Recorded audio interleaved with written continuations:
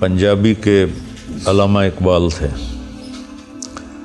تو میں ان کے مزار پر گیا، بڑی روحانیت تھی، کھیوڑی شریف، آزاد کشمیر۔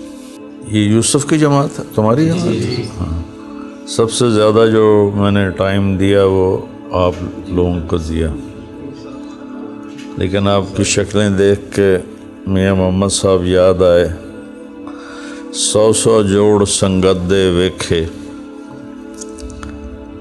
100 جوڑ سنگت دے ویکھے تے آخر وتھاں پیاں، سمجھ گئے؟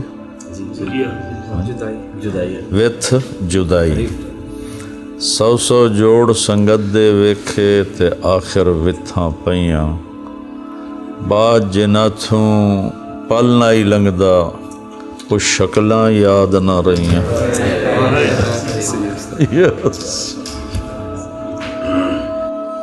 یوسف علیہ السلام کی جو صورت ہے اس کو اللہ نے احسن القصص فرمایا ہے۔ اس کی بے شمار وجوہات مفسرین نے لکھی ہیں، ایک جو کسی نے نہیں لکھی، ایک اس میں میرا اضافہ ہے کہ اس میں جس خوبصورتی سے اللہ تعالیٰ نے قصے کو 2 لفظوں میں جمع کیا اور پوری زندگی گزارنے کا طریقہ بتا دیا، تو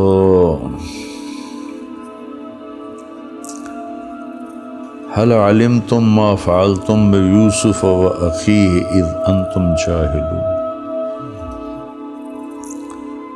تو اس پر نقاب ہٹا دیا۔ ان کی جو کیفیت بنی دیکھ کر پہچان بھی رہے، شک بھی ہے، شک کی وجہ سے کچھ اطمینان ہے کہ وہ نہیں، پہچاننے کی وجہ سے ڈر ہے کہ یوسف ہے ہن ساڑی خیر نہیں۔ تو اس خوف اور امید اور حیرت اور پریشانی، ان مختلف کیفیات کو جیسے قرآن نے جمع کیا ہے، اِنَّا کے ساتھ بھلا حرف استفہام لگتا ہے، اِنَّا تو یقین کے لیے ہوتا ہے، اِنَّکَ، تو اس آیت کی تفسیر میرے چہرے سے آپ کو پتہ چلے گی، جب ان کے ایسے نظر پڑی، اِنَّکَ لَأَنْتَ یوسف، میرے چہرے کا تاثر پڑا ہے، خوف، امید، حیرت، پریشان، اِنَّکَ لَأَنْتَ یوسف،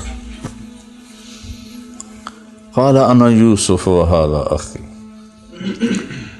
انہ من یتق ویصبر، یہ 2 لفظ، فإن اللہ لا یضیع اجر المحسنین۔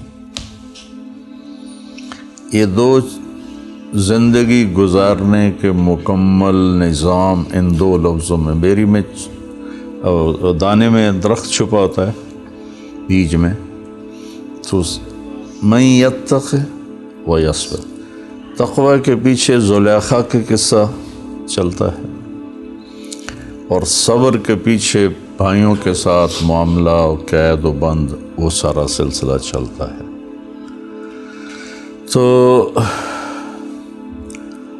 صبر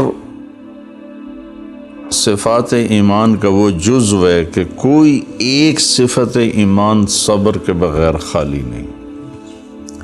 آپ تتبع کرنا، قرآن پاک میں دیکھنا، ہر صفت ایمان کے ساتھ اللہ صبر کو لائے، اکیلا صبر آیا ہے، اکیلا تقوی بھی آیا ہے، لیکن جیسے روح جسم کا ایسا حصہ ہے، نکل جائے تو ہم میت ہیں، صبر زندگی سے نکل جائے تو ہم میت ہیں۔ وَمَا لَنَا أَلَّا نَتَوَكَّلَ عَلَى اللَّهِ وَقَدْ هَدَانَا سُبُلَنَا وَلَنَصْبِرَنَّ عَلَى مَا آذَيْتُمُونَا۔ ایک صبر ہے کہ میرے سر میں درد رہتا، مجھے صبر ہی کرنا ہے، میں کس سے لڑائی کروں، تو لکھا لی، چپ کر کے لیٹ گیا۔ علی ما آذیتمونا پر جمنا، اپنے لہو کے گھونٹ پی،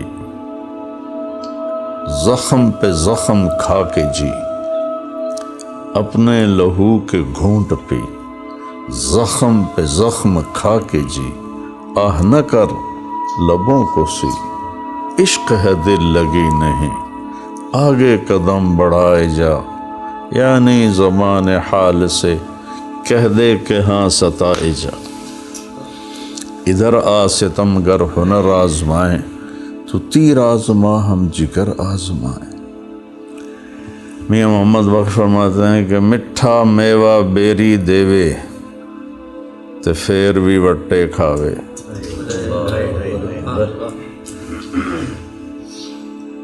ویکھ صبر بیری دا محمد، انہوں نے تو کہا ہے نیکیاں کر دی جاوے، میں تھوڑی سی ان کی روح سے معذرت کے ساتھ ترمیم کرتا ہوں۔ مٹھا میوہ بیری دیوے تے پھر بھی وٹے کھاوے، ویکھ صبر بیری دا محمد، معافیاں دیندی جاوے۔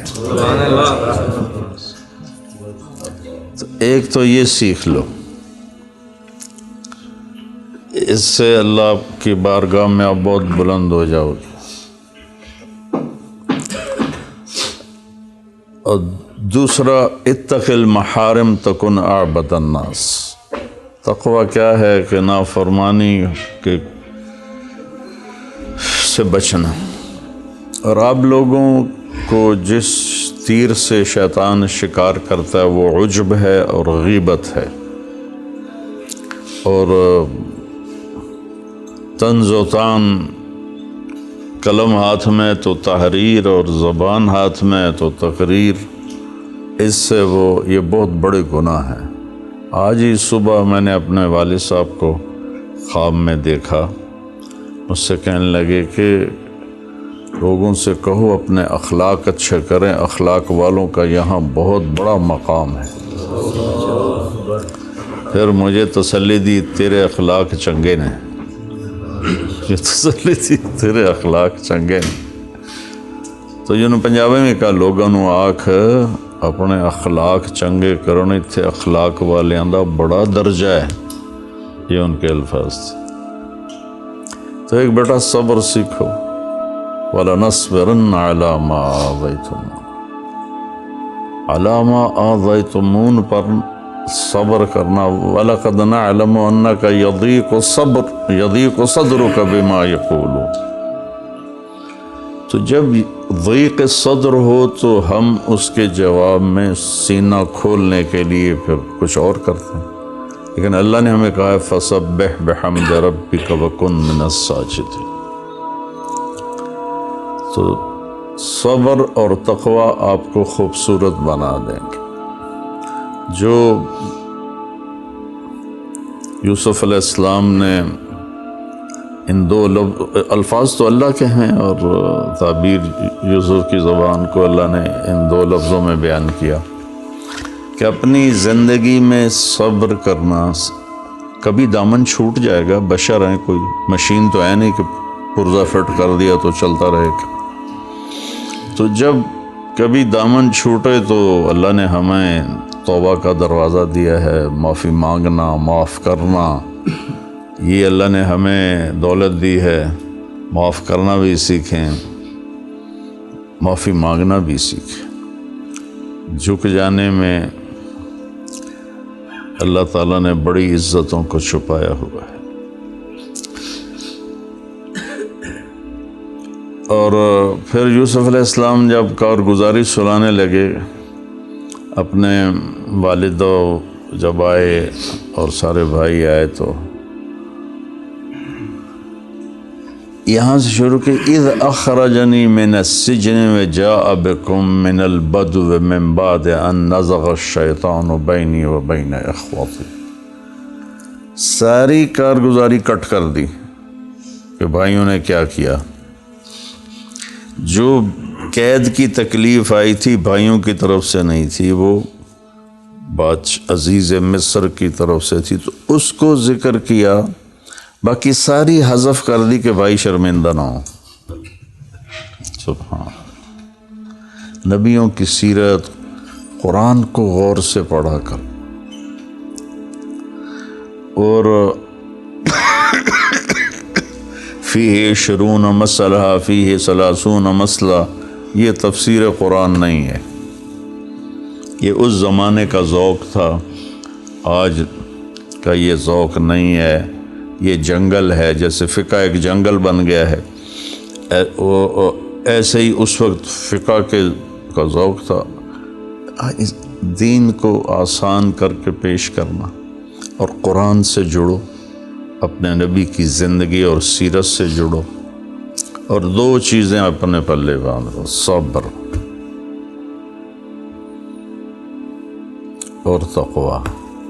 اتق المحارم تکن اعبد الناس۔ تو بس یہی میں آپ سے راستے میں سوچتے سوچتے تو میں تھکا ہوا تھا بے حد، اور مجھے پتا تھا 1:45 بجے نماز ہے، میری بھی ہمت اتنی تھی جو میں نے آپ سے عرض کر دیا، اس پر اللہ تعالیٰ آپ کو چلاتا رہے گا، تو آپ ہمارے لیے صدقہ جاریہ بنیں گے، ہماری بخشش کا ذریعہ بنیں گے۔ السلام علیکم۔